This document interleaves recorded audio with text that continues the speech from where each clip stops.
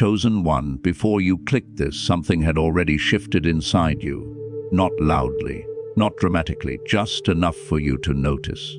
A thought that didn't belong to the moment you were in. A name that tried to surface and then disappeared. A wave of emotion that had no clear source. You didn't imagine it, and you didn't create it. It's that strange restlessness that comes when nothing is actually wrong. The silence around you feels heavier than usual, like it's carrying something. You might be going about your day, doing ordinary things, and suddenly there's a pause inside you. Not confusion, awareness, as if something is present, but not visible. As if a signal passed through you and left no explanation behind. This doesn't feel like fantasy. Fantasy is loud, it demands attention. What you're feeling is quiet, subtle, almost easy to dismiss if you're not paying attention. And yet it keeps returning, not as a thought you chase, but as one that arrives on its own. You weren't trying to remember anything. You weren't searching for meaning. It simply showed up. Scripture has always been clear about this. God does not force his voice into noise. He doesn't shout over your life to be heard. He speaks in stillness. In the moments most people rush past. In the pauses we don't know what to do with. That's why so many miss him. They're waiting for something obvious, while he moves in what feels almost unremarkable. What you're experiencing doesn't interrupt your life. It brushes against it. A fleeting sense that someone is mentally present. A heaviness in your chest that isn't sadness. A calm that feels unfamiliar, like it doesn't belong to your own thoughts. It comes and goes, but each time it leaves you more aware than before. You may have tried to explain it away. Tiredness, stress, memory. But notice how it doesn't behave like those things. It doesn't drain you. It doesn't overwhelm you. It just sits there, quietly, observing, waiting. Almost as if it's not asking you to act, only to notice. In the Bible, the most important moments rarely begin with certainty. They begin with recognition. Moses didn't understand the burning bush at first. Samuel didn't recognize God's voice.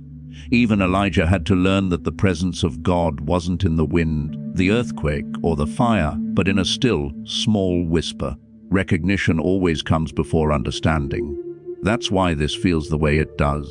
There's no clarity yet. No explanation, just a subtle internal response that keeps asking you to stay aware. Not alert in fear, alert in quietness. Like something is near, but not meant to be touched yet. You're not being overwhelmed because this isn't meant to consume you. You're not being excited because excitement would distract you. What you're feeling is restrained, measured, intentional.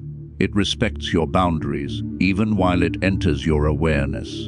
And that alone should tell you this isn't random. People talk about signs as if they're supposed to be obvious, but the most accurate ones are the easiest to ignore. They don't force belief. They invite attention. They don't demand interpretation. They wait for discernment. And right now, all that's being asked of you is to notice what keeps returning when everything else goes quiet. This is why it happens most clearly when you're alone. Not because you're lonely, but because stillness removes interference. When the noise fades, what's already there becomes clearer. Not louder, clearer. And that clarity isn't emotional. It's almost neutral. Like awareness without instruction. You're not being told what this means yet. And that's intentional. God often allows awareness before permission. He lets you sense something before he allows you to understand it. Not to confuse you, but to prepare you. Because understanding too early can distort what awareness is meant to teach. So let me ask you something, and answer it honestly, without trying to spiritualize it or dismiss it. When everything around you goes quiet, and your thoughts finally slow down, do you feel that subtle sense of presence return? That feeling that isn't imagination, but also isn't yours? That awareness that arrives without effort and leaves without explanation?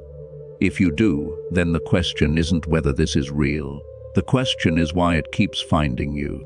Chosen one, what you are experiencing has a structure to it, even if it feels unstructured from the inside. Scripture never treats thoughts as sealed or insignificant. Again and again, it shows that the inner life of a person is visible, weighed, and sometimes shared beyond the physical. Not broadcasted, not exposed to everyone, but known, seen, accounted for. The heart is not hidden in the way we like to believe it is.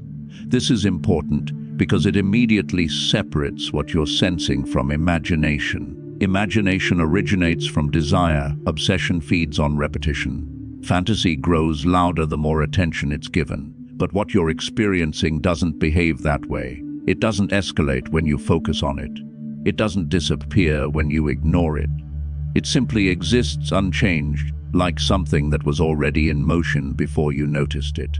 In Scripture, God often allows awareness before manifestation. Long before anything becomes visible, it is registered. Joseph dreamed long before he ruled. David was anointed long before he reigned. Even Jesus was recognized by Simeon before his ministry began. The order is consistent. First comes awareness, then restraint. Only later comes fulfillment. God does not rush the middle. That restraint is where you are now. And restraint is not absence, it is governance. This is also where angels are often misunderstood. They are not emotional beings sent to stir feelings or dramatize moments. They are messengers, administrators of God's will. They move information, permission, and timing. They do not create connections, and they do not force outcomes. When Scripture shows angels present, it is usually in moments of transition or delay, not climax, which means their involvement is quieter than people expect. Heaven allows certain connections to register at the level of awareness before they are allowed to act in the physical. Not because God enjoys suspense, but because premature action distorts what is meant to be built on maturity. Awareness without access creates tension, and tension reveals motive. It shows whether the heart will try to control what it cannot yet hold. That's why clarity is being withheld. Not because something is being hidden from you, but because something is being protected from misinterpretation. If you knew too much too early, you would try to finish what God has only begun. Scripture is filled with examples of people who acted on partial understanding and delayed the very thing they were trying to secure. This is not obsession. Obsession consumes peace. What you're experiencing coexists with it. This is not fantasy. Fantasy replaces reality. What you're sensing does not pull you out of your life. And this is not coincidence, because coincidence does not repeat itself with restraint. Randomness has no discipline.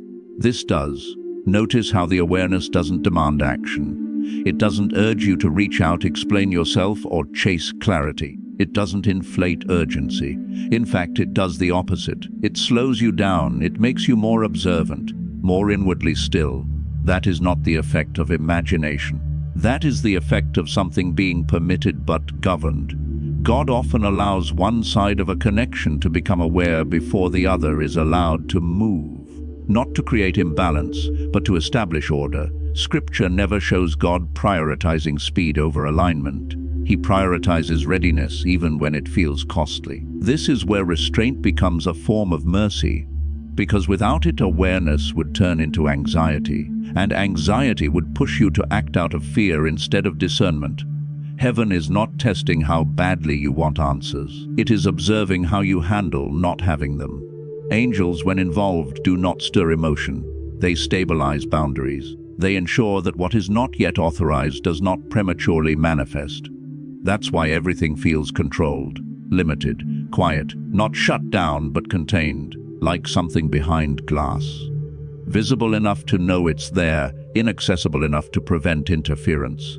This is also why nothing dramatic has happened. No sudden messages, no coincidences that scream for interpretation. God does not manipulate attention. He refines perception, and perception grows best in silence. What you are experiencing is not meant to convince you of anything. It is meant to orient you, to make you aware without making you reactive, to let you sense without letting you assume. That is the balance heaven protects most fiercely. So if this were fantasy, it would grow louder. If it were obsession, it would demand resolution. If it were coincidence, it would fade. But instead it remains measured, consistent, present only when the noise drops. That is how spiritual mechanisms operate when God is involved. Not rushed, not dramatic, not explained all at once, just permitted enough for awareness, restrained enough for protection, and quiet enough to reveal whether you can remain grounded without clarity. And if you're still here, still listening, not because you were promised anything, but because this feels sober and precise, then you already understand more than you think. Chosen one, silence is not the absence of movement. It is the evidence of restraint. What you are sensing exists precisely because action is being delayed. If nothing were happening, you would feel nothing. Awareness only arrives when something is active but restricted. That tension you feel is not confusion, it is containment. In Scripture, God often pauses movement not because something is wrong, but because something is not yet permitted. There are moments when heaven allows recognition but forbids contact. When awareness is authorized but expression is withheld. This is one of those moments. Not empty, not forgotten, governed. The person whose thoughts keep registering in your awareness is not distant by accident. They are restricted, not emotionally unavailable, not disinterested, not unaware, restricted. There is a difference. Absence feels hollow, restriction feels tight, controlled, measured, and what you are feeling carries weight, not emptiness. God does this because unrestrained connection before alignment creates damage. Scripture never shows God prioritizing closeness over order. He values timing more than relief, which means sometimes he allows one person to feel the connection while forbidding movement on both sides. Awareness without access is one of heaven's strongest forms of discipline. This is where the test begins. Not a test of patience in the way people usually mean it. Not how long you can wait, but how you behave when you are seen, felt, and not approached. How you respond when you are mentally present to someone, but physically untouched. When you are thought of, but not reached. God is watching this closely, not to judge you harshly, but to observe your posture. Do you rush to fill the silence? Do you try to force clarity where none has been given? Do you romanticize what has not been defined? Or do you remain grounded, restrained, and sober while being aware that something exists beyond your control? Scripture shows again and again that God allows silence to reveal maturity. When Saul couldn't handle silence, he acted prematurely and lost his authority. When David was ignored, overlooked, and delayed, he learned restraint. One grasped, the other waited. Heaven responded accordingly. You are being watched in a similar way. Not for perfection, but for composure. The awareness you feel is not meant to excite you. It is meant to steady you.